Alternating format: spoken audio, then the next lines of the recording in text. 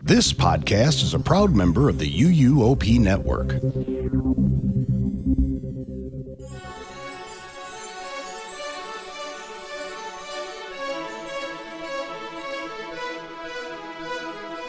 This is episode 667 of the unofficial Universal Orlando podcast for June 17th, 2025.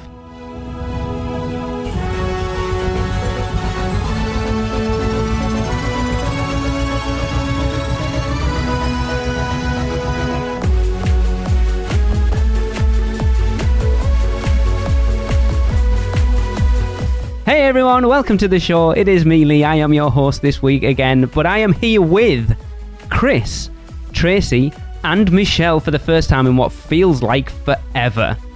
It really does. Finally. Yay! The moment Chris has been waiting for. He can actually talk spoiler-filled about Epic Universe. But before we get into that, UUOP is brought to you by the Producers Club. Join today and get bonus episodes, chance to be guest host, be part of our awesome Facebook community, and more. Head over to uUOP.supercast.com to subscribe. Shameless plug. so yes, your ears were not deceiving you there. I did say spoiler-filled. We put a post out on our Facebook page and on our Instagram and asked people how they would want to do our review. And the vast majority of people want us to go full spoilers. So if you haven't been yet and you don't want to know anything that's going on in that park, the next 2 episodes are not for you. No. Voldemort dies on Ministry of Magic. So we are breaking it down into 2 episodes. This episode we are going to be talking about Celestial Park and Dark Universe, and the next one will be Berk, Super Nintendo World, and Ministry of Magic. So we will begin in Celestial Park. Chris, I'm going to give it to you because I know you've been dying to talk about Epic Universe for so long. We're just going to shoot for however long we feel we need to talk about Celestial Park. Okay. Do you have any specific questions for us, Chris, now that we have all experienced it? That's a good one. I mean, we talked about it before lightly, how many restaurants and things there are inside of Celestial Park to eventually have that be an open area at some point. What do you guys think about that? So we got actual, I hate to say this, but Lee, you were right. I know. Don't tell him that. Oh my God. It pained me. It pained me to say that. But you were right. We did get confirmation that from a very reliable source that Celestial Park will be eventually used as a sort of city walk type venue for that campus. And having been there, yes. I understand it. We still have a couple of questions, but and I don't know if you noticed this, Chris, but did you notice walking through the portals that there are actually like sliding doors hidden in the portals themselves that would completely close off? Yeah. So that was done on purpose, not just for if they need to close off a portal for whatever reason, but mainly for that reason, for being able to shut it off at night and use Celestial Park for kind of evening activities, which is set up so perfectly. I believe, wasn't it you and I, Lee, that were walking towards the shops at night and we were like, this, I don't even feel like I'm in a theme park right now. This is so beautiful. Yeah. Now, our last trip, we literally finished the park at 10. We were going to walk out and we were with the Griswolds. And I think David or Joni came up and just went let's sit by the fountain and just wait till they kick us out. And we didn't leave till 11:30 at night. I heard. Yes. Wow. It was fantastic. We just literally sat there staring at the sky and the water. And it was just the most relaxing thing ever. It's funny how Tracy and I have talked about it, of how much time we've actually spent. I mean, that's at this point, Tracy and I have spent 4 days in Epic. Michelle, you've spent 3. Chris has spent 4 days as well. And it's the area in the park that I feel like we've explored the least. Yes. Yeah. But it's at this point, we're not ranking lands yet. I want to I want to wait until after our October trip before we start doing a lot of that stuff. I don't know what that was, but it's probably my favorite area right now. It's just, Tracy, I know you've said it quite a few times. It's somewhere where you just quite happily grab a book and just go and sit and chill out What I'm going to say by is... the fountain, not just randomly on the anywhere, floor. I think, honestly. Can you imagine doing a weekender there and just hanging out as a big group of people? It is just so built for that. You know, that's kind of like an idea that's rattling around my head is we have a designated lunchtime and it's like, grab your food and we just all meet here. Yeah. Then it's not worried about people's dietary restrictions or anything like that. They just get what they want to eat and meet us around the fountain and we just sit on those grassy areas and catch up and just chill out. Because we talked about doing something similar on the last weekend, didn't we, in Central Park? But when you look at studios and there's not really anywhere to do this. Celestial Park has so many areas that you could just quite comfortably do that. And it is gorgeous. It's so pretty. I mean, they made it to be a hangout spot. Yeah, they really did. You know, we theorized this prior about it being some kind of city walk type-ish thing, right? We're just making that comparison here. Yeah. But again, count the amount of restaurants, bars. There's a stage out there for performing. So you have music. Yep. You Where's can the have stage? street entertainment. The stage is right in front of the ice cream. It's where Dark Universe is. Yeah. Right in front of there. Like when we went, every single day there was a band playing from morning till night. Which also gives you just some entertainment to do. You have coffee, you have ice cream, you have everything. Literally everything you want to do to hang out. And then you can just pop up little street, performers. They have they had the poem writing thing that they had during the daytime. You can do that at nighttime. We never saw that. Yeah, they're the artists. Yeah, so they set up like little booths. I know he was somewhere in Celestial Park, but it was he was like kind of decked out in a, I don't know how to describe it, like 1920s-esque outfit with a little twisty mustache, and he would write a poem out by hand for you in very pretty handwriting. And then there was some other things there that we saw, like I believe it was the last trip when we were walking through, and this is towards the beginning. You make the left, and you're going to start passing by the Atlantic. Yes, and there was a lady there, and maybe it was a couple that were doing something with like postcards or letters. Yeah, the watercolors. Yeah. It was outside. The line was so long for that. It was outside the Otherworldly Mercantile when we went in on opening day because friends of ours, Guy and Dawn Timmis, they got it done. From what I've heard, you have to stand and pause for it. It's like 2 hours. I don't know whether that's true or not, but that's what we heard. But it's free. Yeah, it's a little too much, but but it's super cool. Did you ever see any of the living statues? Yes, we did. I did. Yeah. So cool. Very cool. After going around and seeing all that, just on the first trip alone, I immediately said, this is made for that. This is not just for the theme park because there's way too many restaurants. Yeah. Yes. And I'm not even counting the Blue Dragon. I'm not counting the Atlantic. You have the Meteor Astro Pub. Yeah, you got a lot Comet of quick Dogs. services. Oaken Star's awesome. Yeah. Oaken Star's great. There's another performer in there we were watching, just like playing there. So you have your food and music combo going on in there. But everything you want. It's like perfect. everything. It's perfectly set up though, because during the day it's this beautiful parkland that you've got all the kinetic energy from what you can see from like stardust and things like that. But in actual fact, when feet the ground, that level, it's so peaceful and tranquil. So imagine when those trees grow up as well. It's going to be even better. It's going to be a completely different landscape. Yeah, it's going to be stunning. But then with that light package, by night it's completely transformed. The energy changes. But then it still feels calm. It's so bizarre. It's so bizarre. It feels like feels what? Calm. It does. Calm, yeah. But it feels like a Mediterranean village. Oh yeah. It's just so chill and beautiful. And like you said, Chris, you were telling us that even because I believe the days that you went were more crowded than opening weekend that we experienced. Yeah. But you said even on crowded days, it didn't feel crowded. And I understand that. Especially in Celestial Park, the walkways are massive. Yes. They're fantastic. Yeah. I mean, to add to that, right? And this is to something that you said earlier, Michelle. So, we went there, we ate at the Blue Dragon. We weren't supposed to, right? We had dinner reservations. We canceled them because we were busy. And then we're like, well, let's just go in there and just check out the bar. So we ended up having some drinks, appetizers, ended up, doing what we normally do, which is talking to everybody for way too long and meeting interesting people, right? But then the next day, so that whole day, I'm like, I really want to come back and eat like a full meal here at the Blue Dragon. We didn't end up doing that. So we go to I was going to say the regular parks. We went to the OG parks the next day. And I was like, God, I wish we could just go to dinner at the Blue Dragon tonight. And one of the things that was observed, and I think this has been, I saw it somewhere online. So when you go into the portals, right?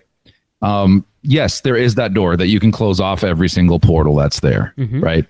Did you notice the circles in the ground in front of the portals? Yes. Which are all patterned differently for each land. No. I'm talking about that are in the ground. No. Well, I mean, I noticed there were circles, but what do they do? There's poles that come out so that you can scan a ticket. Oh, right. Okay. So you can theoretically have people inside that land while the parks are open and still have guests going in and out of parks or lands. Interesting. They're eventually going to be opening the park at 5:00 to guests to come in. And those poles that are in front of every land are ticket counters so that guests that have tickets can go inside their respective lands and other guests can come in and eat. Okay. They'll be able to have park guests and non-park guests into the park at the same time. But you will have to scan your ticket to go into one of the four worlds.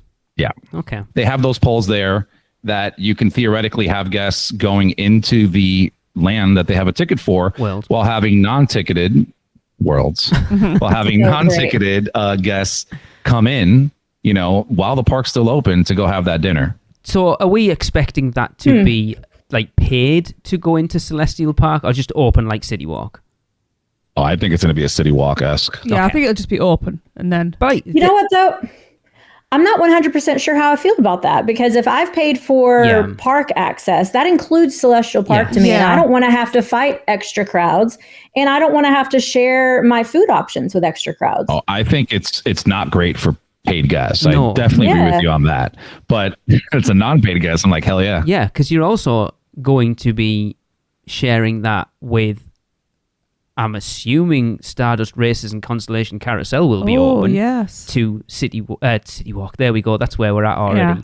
To Celestial Park guests. Celestial Walk. Anyway, that's not what we're talking. We're not talking about the future. We're talking about now.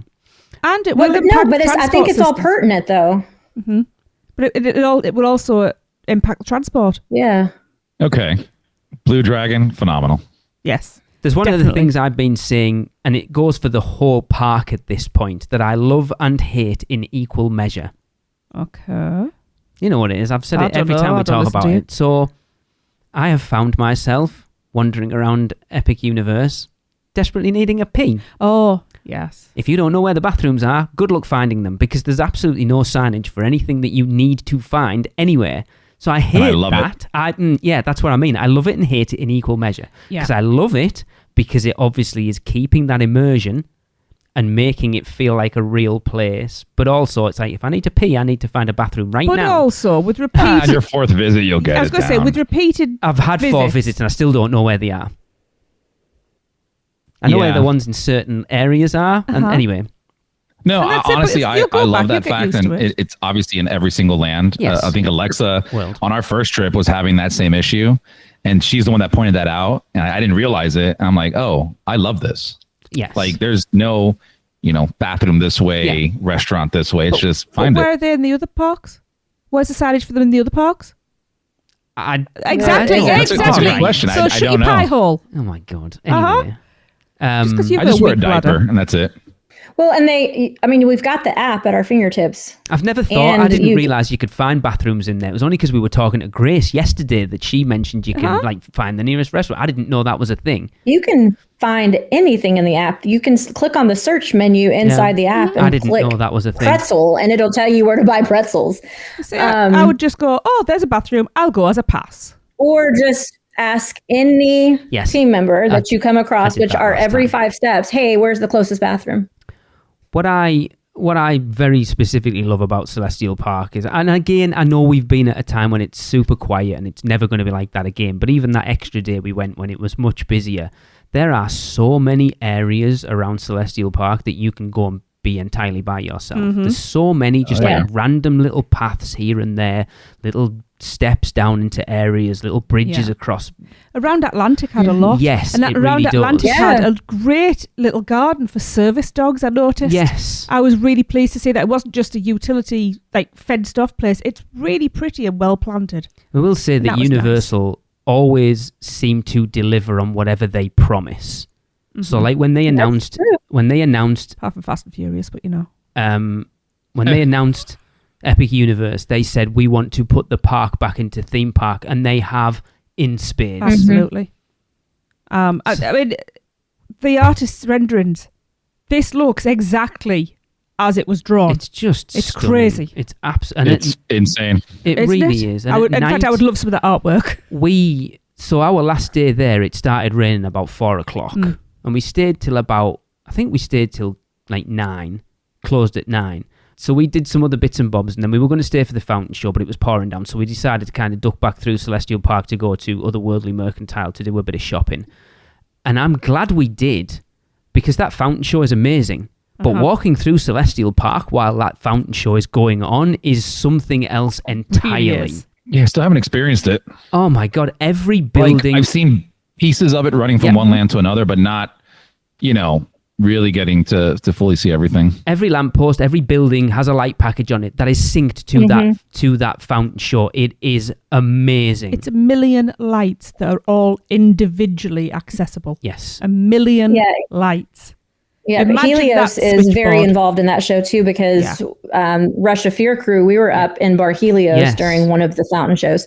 And although the patio part was closed off because it had rained and flooded in there, but we were right behind the, it's not called a Kronos there, the medallion, whatever you call it up there on the top of Helios. Yeah. We were right behind that. And that was like, all of that up there was very involved in the timing with the music and everything. It was very cool. That's awesome. That's got to be the fireworks view. supposed to come up from there too, on the roof.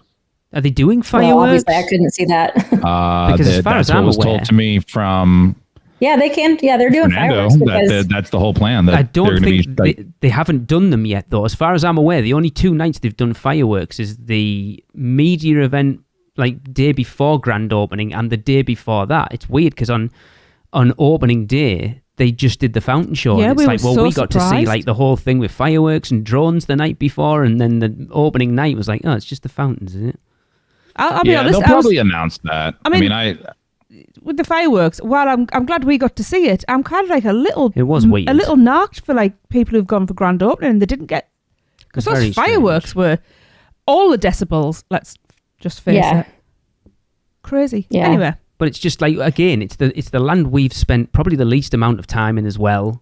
Mm-hmm. But it's the place I want to spend the most amount of time in right now, because it is just it's open for exploration. Mm-hmm. Like, it really lends itself to just going and finding hidden little places, and Yeah. I love it I so cannot, much. I absolutely cannot wait until it is added to our annual passes. Yes.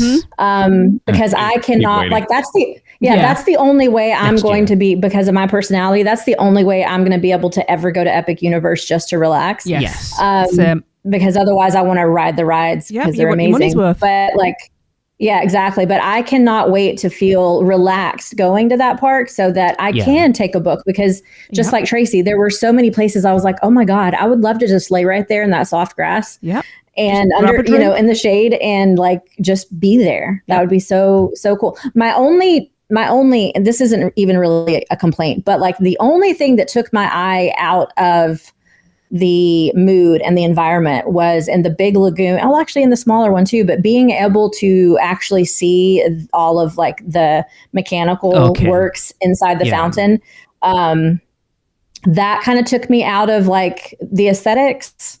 Well, I think that I goes. was That gonna goes say, with it, though. I it's guess. new and it's clean. There'll be some algae growth and bloom in a while, and then you won't be able to see it. Yeah.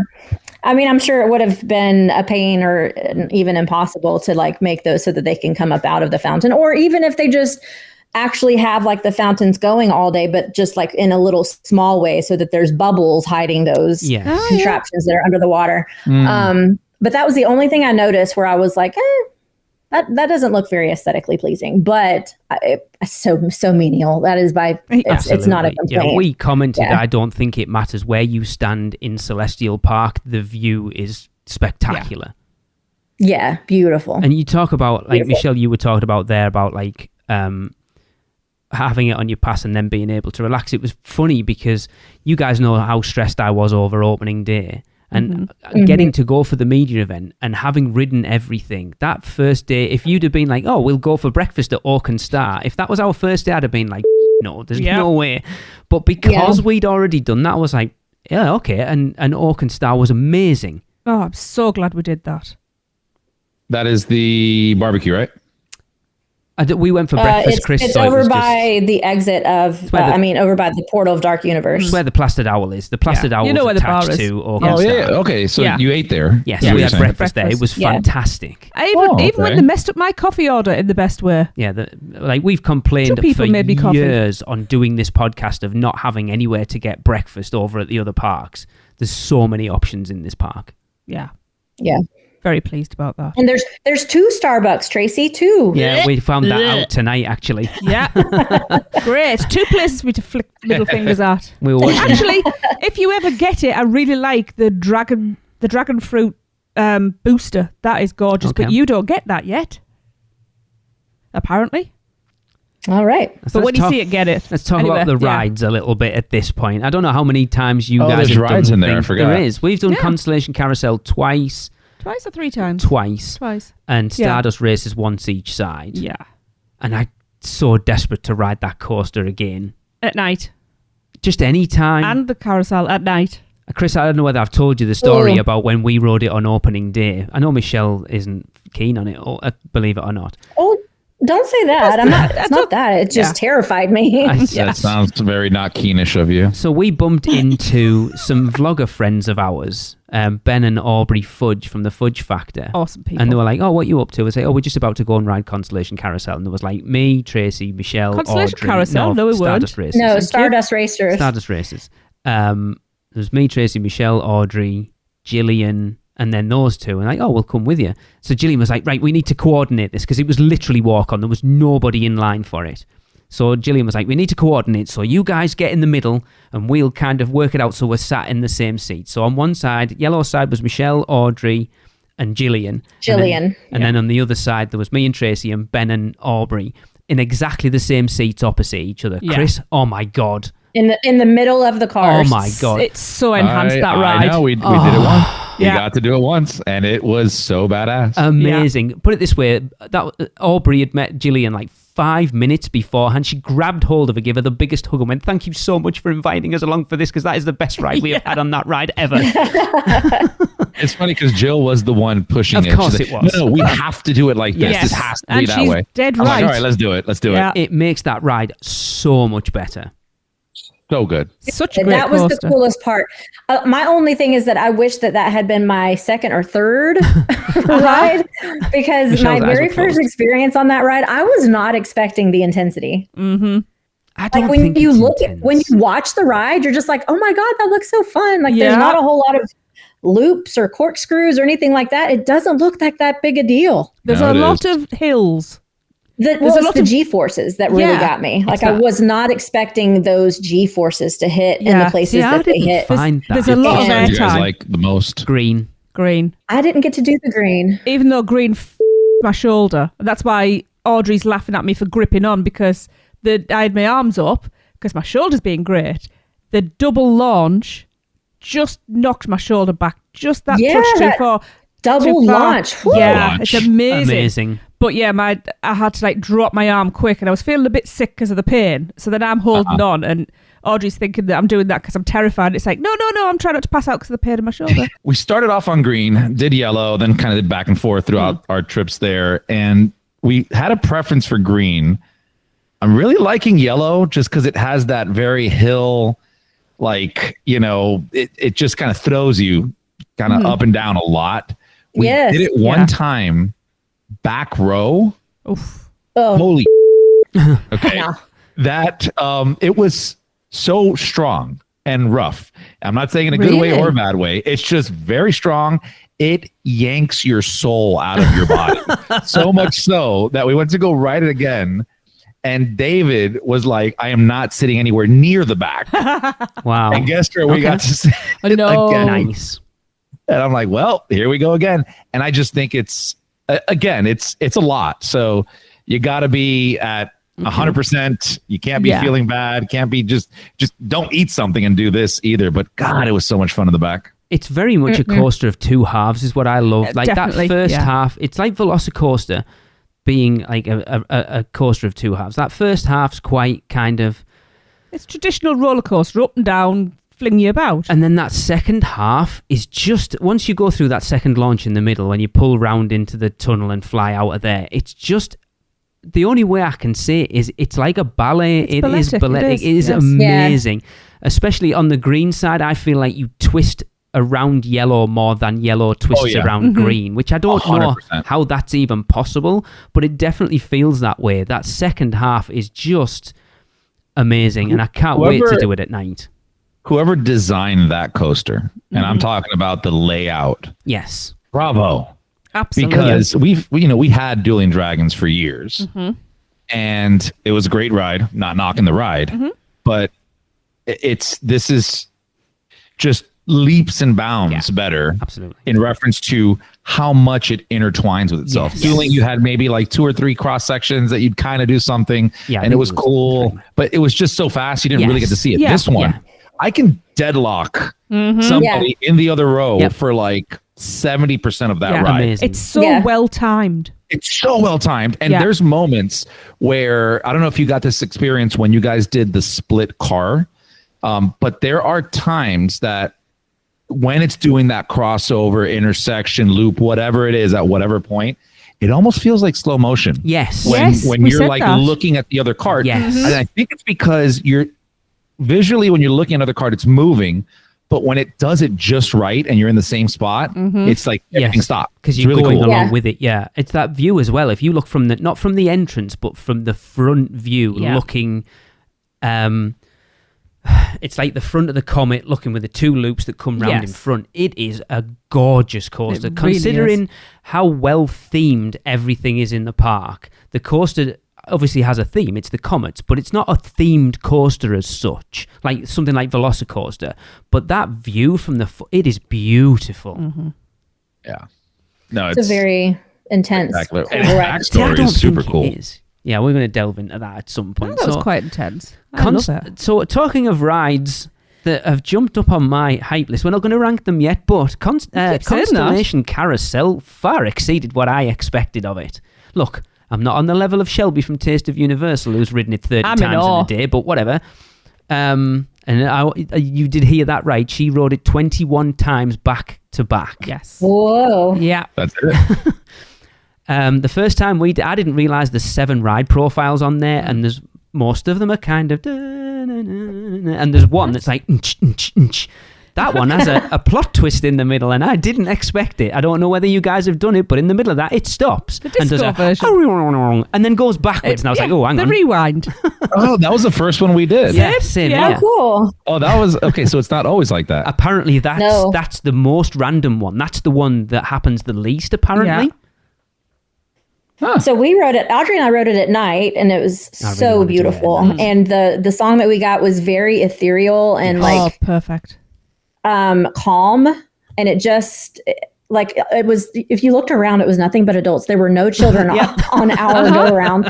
All these adults are just riding these little bitty like constellation creatures, just looking around like we're all about to fall asleep because it was just so relaxing. It was hilarious, but.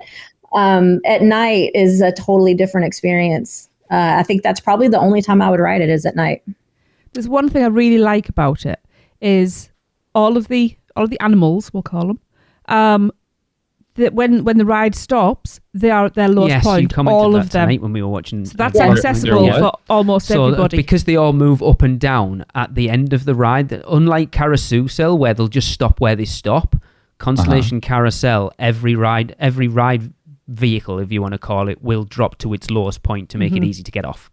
Oh, that's cool. Yes. Then they've got like legit seatbelts, which was interesting. Yeah, it took me. I could not figure it out No, the me first either. time I was trying to get it Yeah. on. I had no idea what was going on. I felt like such a tit. But I also like how there's the 3 discs within the big carousel. I really like it. because Yeah. you didn't. I went on for the extra rotation. I And was you like, yeah, went, I'm not going to risk it. You were on what I would call a stationary Yeah. one, which it went up and So down, were but just Audrey went and I were round. too. But Was I it was like going the all seat over. thing with one in the middle? You're talking about the No, side by just- side? There are 3 smaller circles within the large circle. Yeah. And if you get on one of the cars that's within one of those 3 circles, then you're rotating not just in the big circle, but Yes, you're also yeah. rotating within that small circle too. Oh, Not in a Whereas- fast way, No. but you No, are no. getting a little bit more action. Yes. And there were multiple vehicles that were not within those smaller circles. And Audrey and I happened to accidentally pick those. And so I was watching everybody else around us go like by like 10 more times. I was like, what the hell's happening I gotta here? go back and do that. Yeah. I will say, for the amount of rides that I was concerned about motion sickness on in this park, not a single one of them. Genuine. And I've I was ridden shocked. everything apart from fire drill in that park so far. And Yeah, You even- didn't miss even- anything out. we will get there. Okay. We will get there. All right. Right. I think we're done with Celestial Park. We will take a quick I break. don't want to leave. We will no, but we have to. We have to move into another portal. So we'll be back Okay. after this. I wish to go to Universal Studios Singapore. Hello, I'm Steven Spielberg. Ride the movies at Universal Studios Singapore. A spectacular destination for the people of the region and the people of the world. Where can our vacation wizards take you? Just tap the port key at portkeyvacations.com and let the magic begin. Welcome back, everyone. We are continuing our in-depth review of Epic Universe. We're going to move into our first world, and that is Dark Universe. Oh my goodness, my this baby. place. It felt like a Halloween Horror Nights scare zone built to last forever. It's even smelled like Halloween Horror Nights to me. It was Yeah, it feels like an ancient village that When really did you guys exists. go in there? So we went When? in first thing Yeah, like on. what time? So we that went. was our first portal. Yeah. So when we went in for the media event, it was the first part we went in. So we were in there from 8 till 11. But then we went back the following night. Yes. So we've been in there at night and during the day. Okay. And then on opening day, when we were all together, that was our first portal. But then we No, it went wasn't. back in. No, Ministry of Magic was our first yeah, but portal. then we went over there. But then we went back. We were in Burning Blade Tavern at like 8:30. Yes. Yeah. Because we went into Das Steakhouse, and when we walked out of Das Steakhouse, I swear for a split second, I felt like I was at Halloween Horror Nights. 2 out of 3 of my nights were started and ended in Dark Universe. Of course. How did you like it during the daytime? Gorgeous. It's okay. Oh, I love it. I love it. It feels like that if you watch that Van Helsing with Hugh Jackman in, where they're just in the village during the day. It's like, oh, this is nice, isn't it? It's like a lovely old Quaint village. little village. It feels like it feels like that though. That when you think, oh, that when the sun goes down, it's going to be all. Which we had an interaction with a hound, Chris. say- Oh my god. I was going to say, no, but you have to be careful of the Chorpions. Oh my god, Chris, the best interaction with a Seriously? hound in the Burning Blade Tavern ever. He was like, "Oh my god, you've got to be. Come on, you're safe in here. Come on in." He's like, you're not safe at any point in Darkmoor, even during the day. Even during the day, you think you're safe, but you're not. You hear the rustling in the bushes. Those are the Chorpions." And we were like, "The what?" The Chorpions. They're like a cross between a chicken and a scorpion, like a full-grown chicken with a scorpion's tail, but they're about the size of a baseball. We were like, "What?" Okay. It's just like, okay. And they're like hunters, right? Oh my god, he was absolutely Yeah. brilliant, and I You're I missing didn't the want to best. leave. They're missing the funniest bit out. What But happened? the bulls. Oh no, No! he said. So he's like, "Oh, you've also got to be careful of the gobnoblins." And I wasn't paying attention at that point, right? And I was like, what did you just say? And he had to turn away because even 'Cause he he was nearly laughing. started laughing. And he was like, "The gobnoblins." And I was like, "I thought that's what you said." I had some of the like, I think for my favorite character interactions were always in Darkmoor. Yeah. Yes. Audrey really loved Burke, obviously, but I had so many awesome interactions with the Invisible Man, with Igor, with the Bride and the Monster. Like, they were so awesome. And I love that the team members there, I hope they keep this up, because when the Wizarding World first opened, like, the team members were a little bit more into it than they are today. Yeah. But I hope they're able to continue this. They very much gave me the Haunted Mansion vibe, where like the team members at the Haunted Mansion very much get into their roles. And everybody that I came across team member wise in Darkmoor were also in their roles, which like, I ate that up. Like, I loved it. Yeah. We had one specifically outside of Das Steakhouse that wasn't in character, but that's because we kept going over and giving her hugs all the time. Love you, Shelby. We do. I will say though, I'd left you in the gift shop after Monsters Unchained to go to the restroom. Okay. And as I was walking out, the people behind asked a team member where the Cursed Werewolf was. Is it Cursed Werewolf or Curse of the Werewolf? Curse of the Werewolf. Curse of the Werewolf. Where that ride was. So they were told, get to the end of this path, take a right and just follow the road all the way around. And I'm going, all the way down to the Burning Blade. Now this is like the... You can get to it that way. This is the second... This is actually... What day was this? This must be a media. Because we worked with Michelle and everybody. So or maybe the last day. Could have been. It wasn't. It was before we saw everybody, because I told the tale. And I'm thinking, hang on.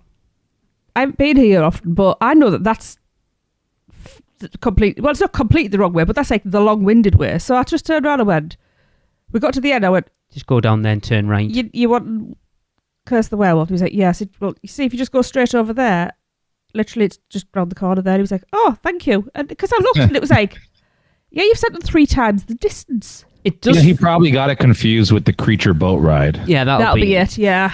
It does feel like a real village, because I remember, because we spent probably the first half an hour or so just kind of milling around that entrance bit where the well is, and then Trace is like, oh, when we were going to go to the Burning Blade Tavern, I was like, where the hell is that? Because you can't see it from there.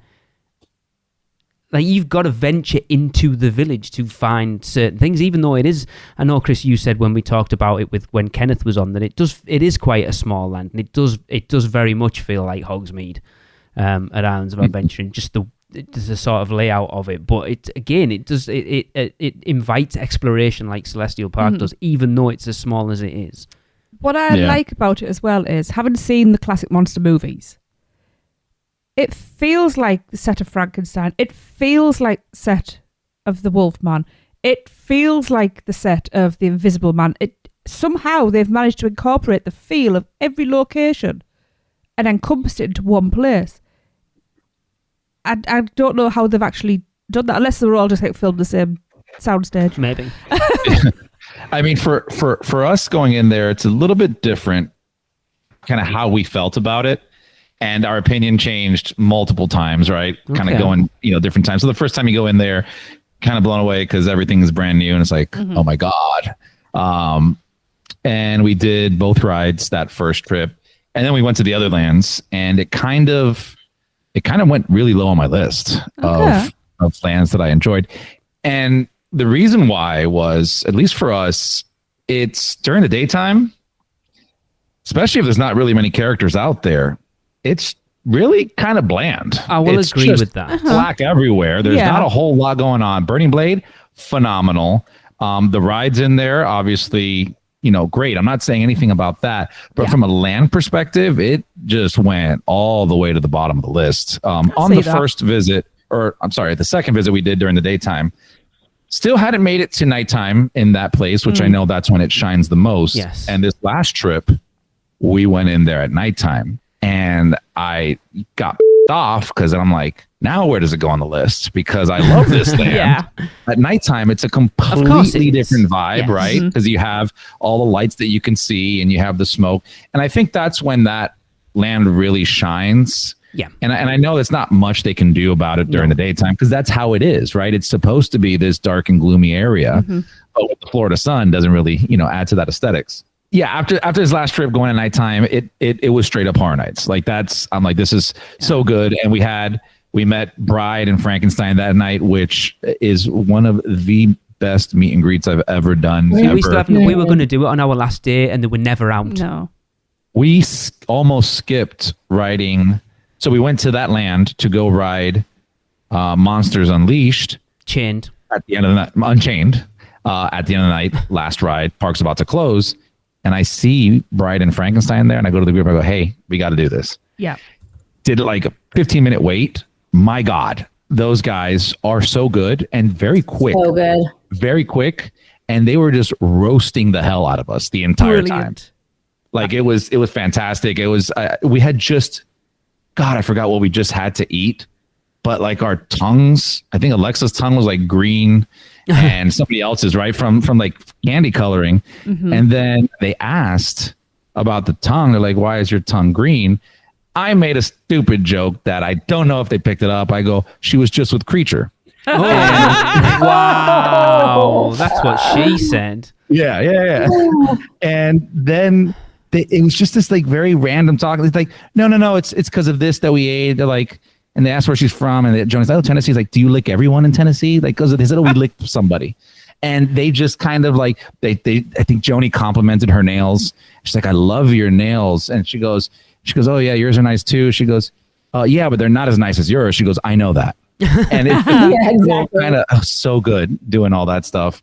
And then obviously Igor has been the greatest breakout character. A character. I don't think they expected the amount of attention that Igor is getting. No. Well, somebody told us, well, with that, I can't remember who it was, told us that the beaded bracelets he has, fans are giving him around 1,000 of those a day. Jesus. Goodness gracious. Yeah.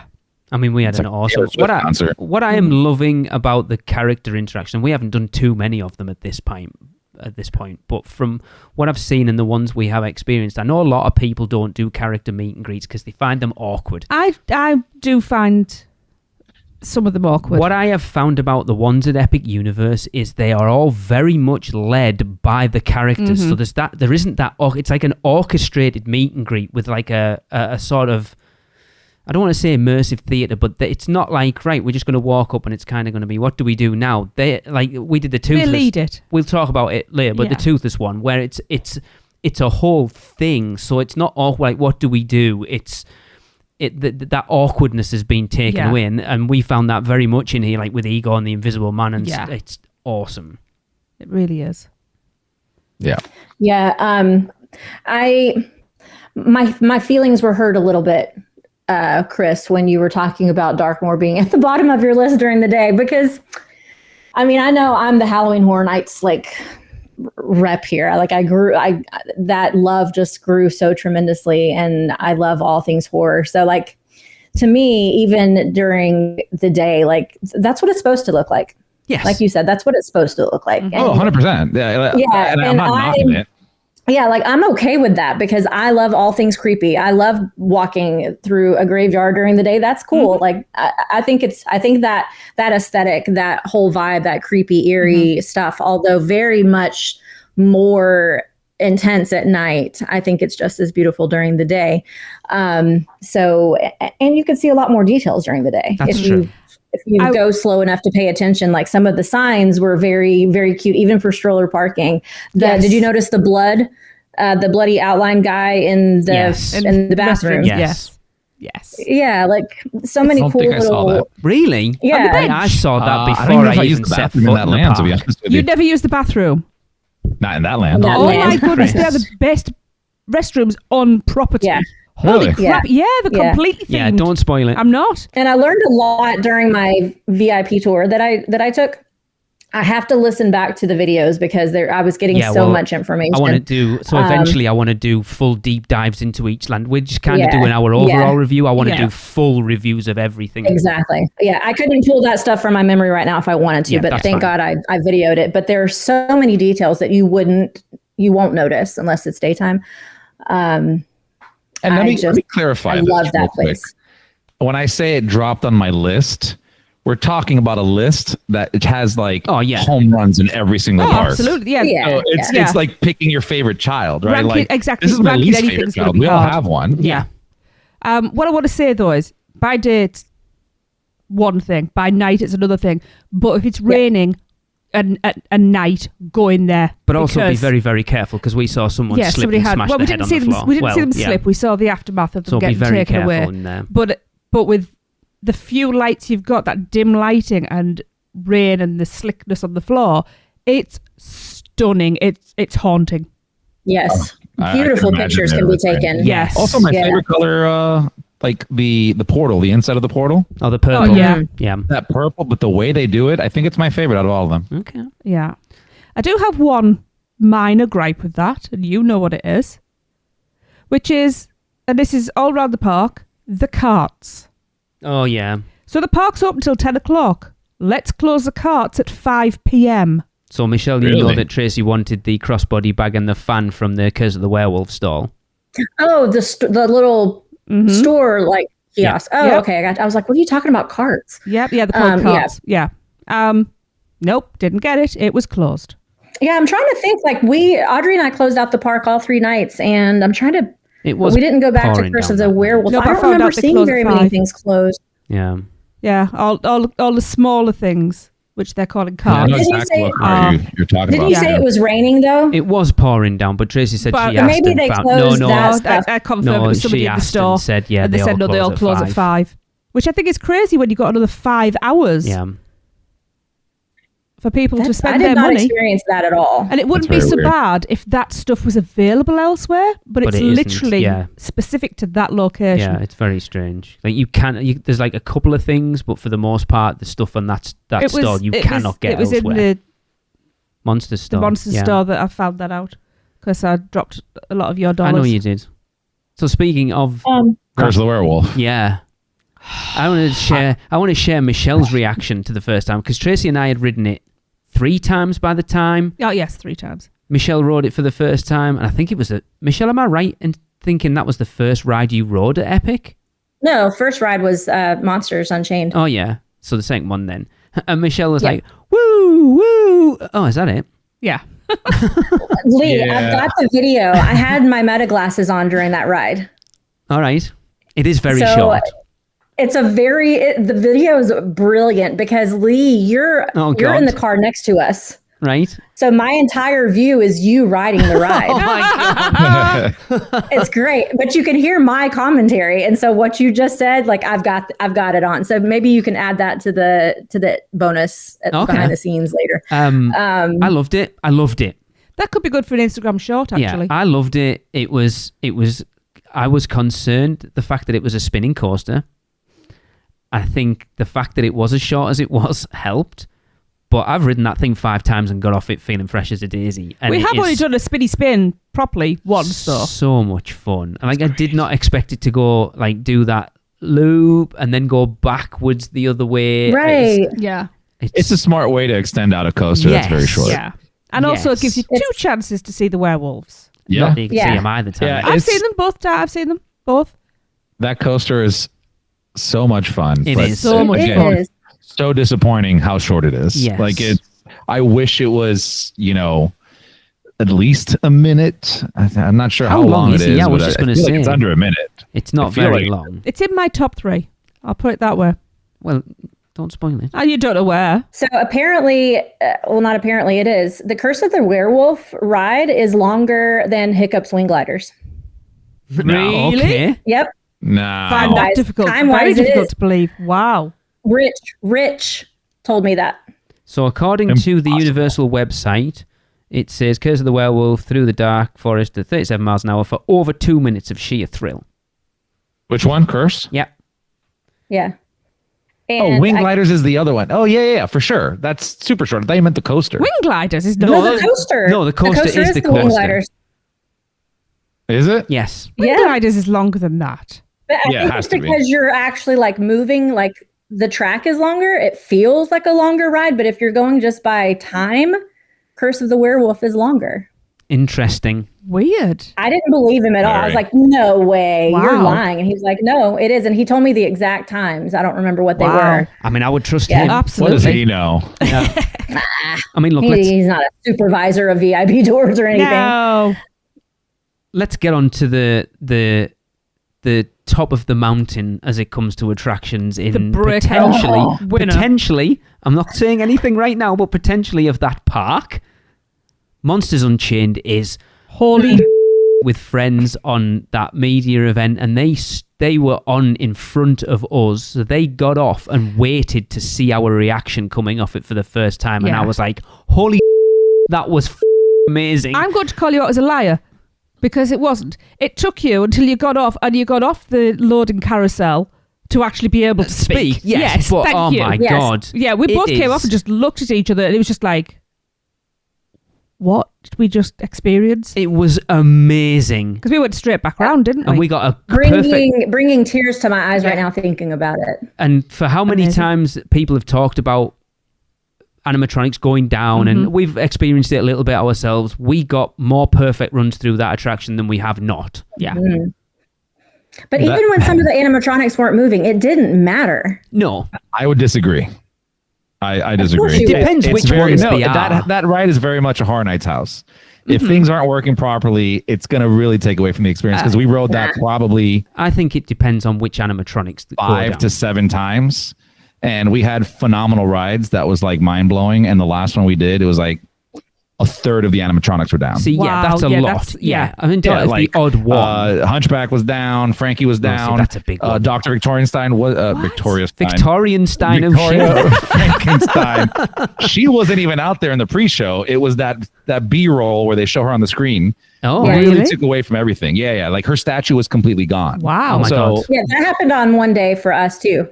So yeah, I would disagree. I think if everything isn't working as it should Yeah. be, it really does take away from it. That Yeah, I pre-show agree. is amazing. Yeah. But that being said, amazing ride. Yeah. We obviously walked into that attraction knowing what it was, and Michelle went to walk. We didn't know. I didn't know. We walked into it on opening day knowing what Oh, on that opening ride day, was. yeah, you've got to clarify So what Michelle, you- I mentioned Michelle. She wasn't with us then. So she went to walk through knowing theme park attractions. Like, I know I'm going to go through those doors, so I'm going to walk over as close as I can get to those doors so I can get through quicker. And I'm like, don't you dare move. Yep, Stand you right stay there. here. And Yeah. when Frankenstein the lights come on and he walked out, her face was a picture. I couldn't believe it. I was like, this is just a effing That pre-show. pre-show is so Yeah. damn good. Amazing. Like, we stopped. Even the Igor portion is amazing. Like Yes. But even the bit, like so many people, the doors open and Yeah. people leave. Do not leave. no. Do Yeah, not we leave watched the until whole Frank thing. tells you to leave. It's just, I'm still struggling over which is my favourite animatronic in that ride altogether. There's so many. It's either the Hunchback is amazing. I love that. Amazing. The fact that when he turns round and like swipes, it feels like it's a real The person. Hunchback. You mean you're talking about the Phantom of the Phantom? Opera. Sorry. Yes. Yeah, I was going to say. I said Hunchback earlier. Yeah, my bad. Yeah. Yeah, Phantom Yeah, I is- think you did. Yeah, I meant. I the did, same yeah, thing, yeah. yeah, Phantom's my favourite. Or either of the two. Oh, see, I love the Frankenstein when he's like, "Yes, doctor," and he puts his hands on the whatever they're Yeah. called. Two like Tesla Like coils. yeah. Yeah. The energy coil or orbs, whatever. Amazing. But the two Wolfmen animatronics, the one where he's like kind of feeding and then he looks up at you, and then the other one that swipes down, they are. Oh, Dude, what about Dracula with that background? it's I just. mean, oh my god. Did you guys? So Yeah. we wrote it obviously before the park had opened, right? During pass holder previews. There were tons of effects that weren't playing or running at that time. Okay. That when we came back to the park this time, finally ran through, and this is also what made me go, okay, this is an amazing, even more amazing ride. Yeah. Did you get like the heat Yes. and the water? Yeah, I never got that the first time. Even the seats like vibrating didn't happen. Oh my god, Oh. that time is around. my. And this time went through a perfect run through, got the heat when Dracula came out the portal, got the vibrate. I was blown away by That it. is my favorite little detail of when the electricity pulses and it like vibrates. Like you've got like the haptic feedback through the seat. That's my favorite little detail in that attraction. My favorite detail is when you first encounter Dracula, the scene that Chris is talking about, I'm assuming, and he breaks free and the Kuka arm pulls you backwards, and it makes you literally feel like Dracula is like blowing you backwards. Yeah. That time, Hey, Chris. that time, like that timing and the sensation that it gives you, the way it pulls you. I was like, oh, that feels so awesome. It was just so good. And even like the way that the Kuka arm, and they have it programmed to put you perfectly where they want you to be able to look at what they want you to look at. Yeah. Like even they tilt you backwards. And it's not just because it's a little bit thrilling to tilt you backwards. No, it's because there's a freaking screen that direction that they want you looking at. I'm speechless. Yeah. I'm sure all of you have seen my ride picture at this point. I think you guys have posted it. Like that was my first ride through of that attraction. And for those of you who haven't seen it, I look like a little baby who's like seeing his mama for the first time after a week. Like all 4 of my limbs are outstretched, like all 4. And the look on my face is just pure love. I was so excited to see all of the monsters, all of the scary things. Like every single time something scary happened, I loved it. I loved it all. It's fantastic. It is literally, in my opinion, ride. It's not so much the perfect ride. It is the perfect use of practical effects and screens. It's literally up there. Like I did Rise of the Resistance recently, and I thought that was a great use of a lot of physical sets and some screens as well. This ride just is because there's a lot more screens, I feel like, in this ride than there is like in Rise, for example.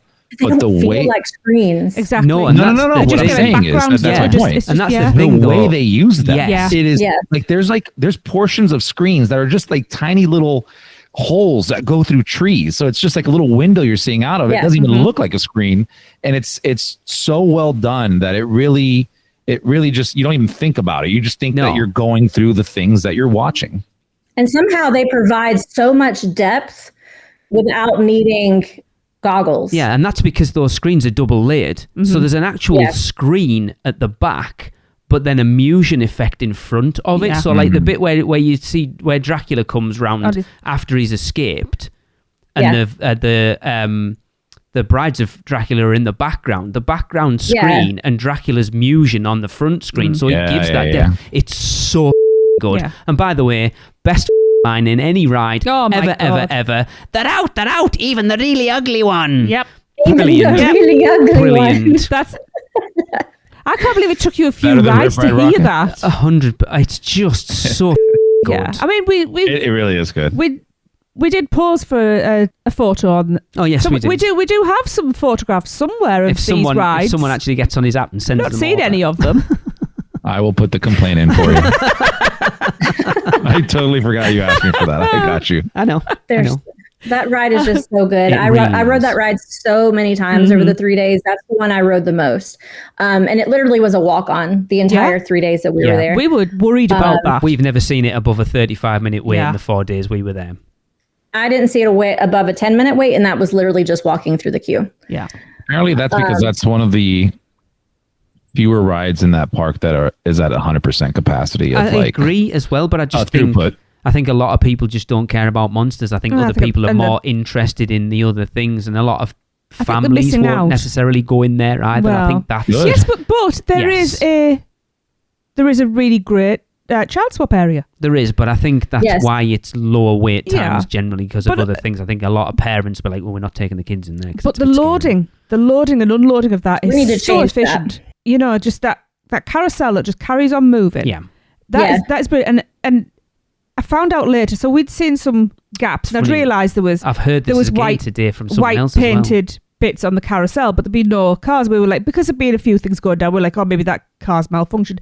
Then I found out that is actually, they have spaces for any of the accessibility ride vehicles. Okay. So what they do is so they can just plug them in. they load you at a separate place, and then the car just moves in, so nothing That's stops so moving, clever. and that is Yeah. amazing. Yeah, that's so clever. Oh, it was So- Taste of University. You were talking about it on there. So That's there's why. for the person who needs the accessibility vehicle, you're not waiting for so many cars to come round before that seat's available. It's just there. So you're not waiting. Right. You're not going to wait more than a couple of minutes extra. And they built great. that into many of the rides there, Yes. because I don't know if you saw it like on the Donkey Kong coaster. Yes. There's a separate loading area Yeah. behind a wall so that you can load a wheelchair, everything on there, and they can just slip that cart into the track while they're Yeah. still doing their Yeah. normal Yeah. operations. I believe Yoshi's Adventure is the same. That's Yeah, I think there's so. so many Now, smart things in this park that we noticed that they've took heed of complaints or things that don't necessarily work and implemented them here Yeah, perfectly. they really The have. lockers very specifically. Very impressed with the lockers. Oh, yeah. I liked the loading area of this one, even though similar in concept to Forbidden Journey. This loading area was massive. Like you walk in out of the locker area into where the loading thing, and it opens up. It's like the ceiling is so tall. It really, even from that point, makes you feel immersed into the ride. It makes you feel like you are truly in like the catacombs of this mansion. Well, not just that, it also keeps on, it leads the cables that you've been seeing in the queue lead into that room. Like it's completely themed all the way through. Yeah. All the way through, and the conveyor belts that you're walking across are much larger. They've built that landing area where you enter to the conveyor belts, but then also exit. Like it's just so much larger, capacity wise, that you don't feel stressed. The Forbidden Journey loading area feels a little bit stressful sometimes because it's so crowded, and you feel like I don't have much time to hurry up and get on my seat. This one doesn't feel like that. I feel Hagrid's is the same. Mm-hmm. That's stressful. But to that point, though, going back to what we were talking about earlier in reference to throughput, I really think it's more about just families not wanting to go into that land. Because in theory, it should have the same throughput that Forbidden Journey has. It's just a moving, nonstop. If you load 1,000 seats or 100 seats at one time, it doesn't matter because it's only going to move so fast. Yeah. So this is the same thing. It's going to have the same throughput. You just don't have as many people going in there because, monsters. Yeah. Well, I think on, correct me if I'm wrong, but on Forbidden Journey, if you do have an accessibility need, doesn't the thing have to stop? They don't have a separate loading area? I don't think so. I don't think it ever stops. I've never seen it stop for Forbidden Journey. Well, like whenever I've been on the ride, it does stop for moments here and there. And I'm always assuming that's because they're slowing it down to allow somebody who needs some type of accessibility onto the ride. No. I don't think that they have a separate area for loading for that. No, I don't think so. They have a notice. No. This one on Monsters, for all the times I've ridden it, it never stopped. Like it never slowed down. It never halted. Nothing. Yeah. Cool. Yeah. Right. That's going to wrap up this episode. But before we go, we do actually have... so, Jersey and I were at the media event. We got the chance to do... It was a group interview. We didn't actually get to interview him on his own, but a group interview with the creative director for Dark Universe, and that is Peter Carsillo. And I will put that in here. Okay, I'm from Atlanta. Can you talk about Epic Universe and what about it invites the idea of traveling, bringing your family, your friends here and experiencing this world? Well, this is something you can't experience anywhere else on Earth. Imagine an in-world place for the Universal monsters.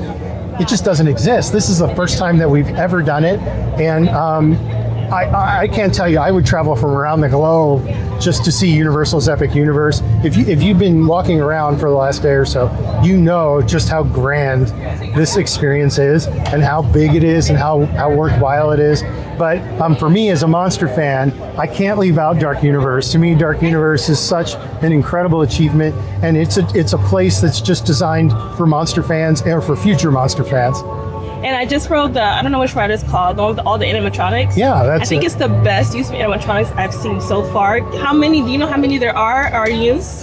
There is, you know what, I'm sorry. I don't have the exact number. Animatronics in Monsters Unchained. I think it's 19. I think it's 19. I apologize. A bunch. I should know that. I apologize, but blanking. It's honestly, we used animatronics in every way we could imagine in that attraction. We have walking ones, we have flying ones, we have climbing through the rafters ones, and they're coming out of caskets. There's so many different ways, and we really tried to push the envelope with the animated figures to make it something you can't find anywhere else. It really shows. Can you tell us about the lore? What are we doing in Darkmoor? How did this village come about? Well, if you can imagine all the stories that we told in all of our Universal Monster films, going all the way back to the Phantom of the Opera, Hunchback of Notre Dame, imagine if all of those stories took place in one place. So we've kind of re-centralized everything. But what's nice about Dark Universe, and this is my hope for the future, is that if you were to go over the hill, there's more monster stories over there. If you were to go over the mountains, there's more monster stories over there. It doesn't stop with what we see today. This is just the beginning. And so we really hope that we'll bring new monsters to the story. If you go into the Burning Blade, you'll see new monsters in there. You'll see hints of new stories everywhere. And that's what we're hoping, is that we can keep expanding the classic Universal monster stories in that way. Awesome. Can you tell us, like, what's below us? What's this well over here? How does that work? That's kind of a sad story, actually. Okay. So, there's a huge vampire colony that lives under the ground, under our feet, right here in Darkmoor. So, every once in a while, in order to exert their dominance, the vampires send their familiars out for a few sacrifices. Now, in the center of a regular town, there's a well where we get water from underground. But you can imagine there's vampires down there. So this is actually designed for them to send blood down into the ground. So if you see those peaks there, a little bit of rust color on them, that's because it's kind of a human juicer. It allows us to juice a few villagers and send the blood down to the vampire babies down there. And there's some catacombs as well. I know you can hear some things up front here. That's right. Some stairs. Yeah, there's the catacombs actually connect beneath the ground from the cemetery all the way to the Frankenstein Manor, where you actually go down into the catacombs. And that's actually been a cause of a lot of contention here in the Dark Universe, because when Henry Frankenstein first came to town, he started doing experiments down there against the vampire's will. And so that caused a lot of problems. And when they tried to make peace, the vampires that made peace with Henry got staked, and they're actually up in the steakhouse right now with a whole bunch of stakes in them. So you can see that those catacombs are really central to the story. Cool. I mean, you've kind of alluded to it already, Peter, that Dark Universe feels like the culmination of 100 years of Universal history. It's got to have been amazing to bring something like this to the park finally. Oh, it's the privilege of a lifetime, honestly, to be a part of this legacy and to actually bring other artists into it. We've brought all sorts of famous Hollywood monster makers in to create the future of Universal Monsters, and it's just been an absolute joy. It's amazing. Oh, I'm so glad you like it. We rode Monsters Unchained earlier. I'm not normally speechless. I was. That's really gratifying. I think our entire team of artists and technicians and technology folks will all be thrilled to hear that. Now they need to make a movie of Victoria Frankenstein. Yes. Oh, wouldn't that be amazing? I can only hope. Are there any plans to do anything during Halloween Horror Nights in this land, or? That hasn't been discussed yet with me. I'm kind of a Dark Universe guy, so Halloween Horror Nights has a whole team just for that. Okay. Awesome. So there you go, everyone. That's going to wrap up this episode. I hope you've enjoyed our spoiler-filled chat, and if you haven't, then tough, you shouldn't have listened. I warned you at the beginning. But before we go, it's been a while since we've done some birthdays, so we need to wrap up June's birthday. So Tracy, for the Producers Club. There's a few here. We haven't done it for a while. I know. We're going to kick off the belated ones, and we have birthday twins. On June the 13th, it was Peter Robinson's birthday. Happy birthday, Peter! Happy birthday! Happy birthday! Happy birthday! And it was also, I know this guy, it's also Sam Nash's birthday. Happy birthday, Sam! Happy birthday! Happy birthday! Happy birthday! He's competition now. Oh, yes. Yeah, we don't like you anymore. No, I'm kidding. On the 14th, this is a donated birthday. Producer Frank donated to his son, Tyler, a 21st birthday wish. So happy 21st birthday, Tyler Gallidanes! Happy birthday! Woo! Happy birthday! Happy birthday, Tyler. Come see me. I think they've been listening to the show since the very beginning. Yeah. I will make him a 21st birthday. Yes. And then June the 15th is Laura Eaton's birthday. Happy birthday, Laura! Happy birthday! Happy birthday! Happy birthday! And then going forward on the 19th, we have Callum Duffy's birthday. Happy birthday, Callum! Happy birthday! Happy birthday! Happy birthday! The 21st is Katie McNeil's birthday. Happy birthday, Katie! Happy birthday! Happy birthday! Birthday happy! And on the 22nd, we have Graham Boyd's birthday. Happy birthday, Graham! Happy birthday! Happy birthday! Happy birthday! I can't come up with it. There's a lot. There's a lot. Yeah. The 23rd is Jess Acker's birthday. Happy birthday, Jess! Happy birthday! Happy birthday! Have a great birthday, Jess. And the 25th, it's Leslie Kish's birthday. Happy birthday, Leslie! Happy birthday! Happy birthday! Leslie's birthday, happy. Oh my God. And the 27th, it's Brian Jennings' birthday. Happy birthday, Brian! Happy birthday, Brian! Happy birthday! Happy birthday. On the 28th, we've got Adam Meadows' birthday. Happy birthday, Adam! Happy birthday! Happy birthday! Happy birthday. And we have more birthday twins on the 29th. It's Michael. I am sorry if I get your surname wrong. Buchan? He's Please, not going to answer you. I know, but please let me know how to That is pronounce that correct. for next year. I would like to get that right. Like Tracy left a pause like he was going to go, yes, you No, are because I was correct. thinking of other ways I could say it. Happy Michael, send a birthday. clip in of your name. Yeah. Please do. Happy birthday, Happy Michael. birthday! Happy birthday.